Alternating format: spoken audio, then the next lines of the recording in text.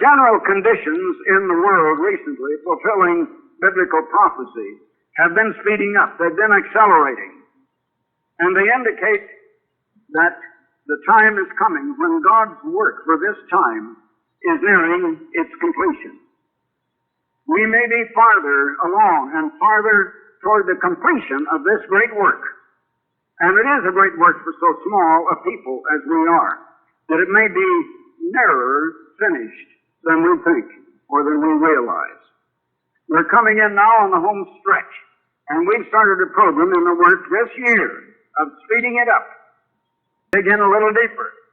I haven't been asking our brethren for the past more than 2 years. I certainly haven't been high pressuring our brethren for special offerings or contributions or anything of the kind. And yet, we have operated on a balanced budget. And I think we need to thank God for that. Now, I've said before, when we please God in the way we conduct ourselves in the church and in the work, God blesses the work. And the work speeds up, and it goes ahead, and it increases. This work did please God, and it did grow from its beginning back in 1933 until,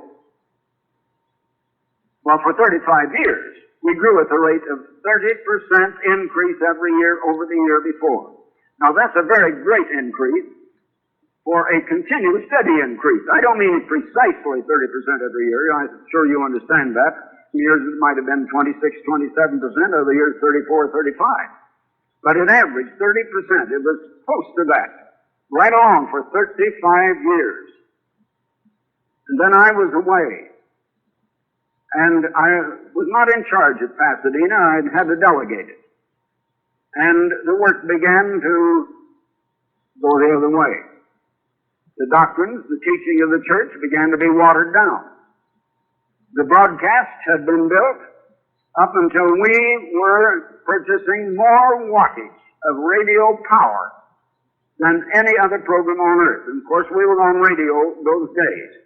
Now, back in 1955, I went on television, but it only lasted for 6 months because I found it took up all of my time, and sometimes had to be devoted to other phases of the work. So that only lasted for 6 months, and then we went on radio daily. We went on the big powerhouse radio stations all over the United States. We were the biggest radio program on earth. But after some 10, 12 years, our radio program was really the tail ender and the bottom of what are regarded as religious programs on the air. Of course, now television is the main thing. And I thought it was in 1955, but I found at that time radio was not yet dead.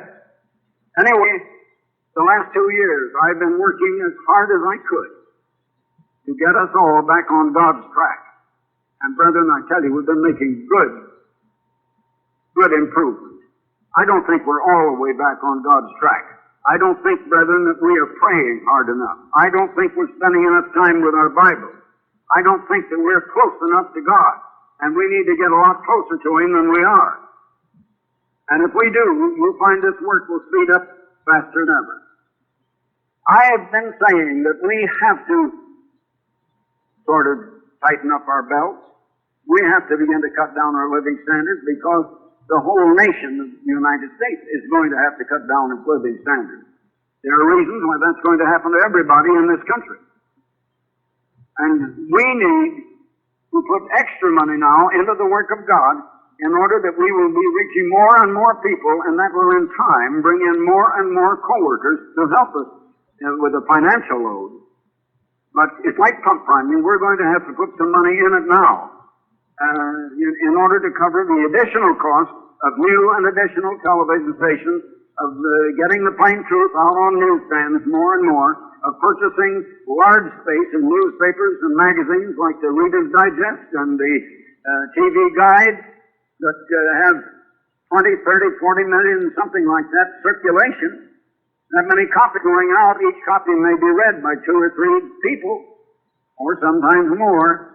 And that means reaching millions and millions of additional people. Now, out of those millions, God is going to cause some to begin contributing, and he's going to bring others into the church, and God will add to the church such as he is choosing to be saved. And that's going to come right along. So the dynamic surge for this year has already started. The time has come now, my brethren, that we need to have a clear update on what and why is the church. And why is the church? And what is its work? And also, why is the church in its work for this time now as compared to the first century when it first started? Now, Jesus said, as you find recorded in Matthew 16, verse 18, he said, I will build my church. Now, why did he want to build a church? You know, most people just take a church for granted. I've known of churches, and I've seen churches, and you know, most people think of a church as a building with a sloping roof, a steeple pointing up to heaven, and a cross on its facade, and they think the people go to the church. Actually, in the Bible, it's the church that goes to the building to meet.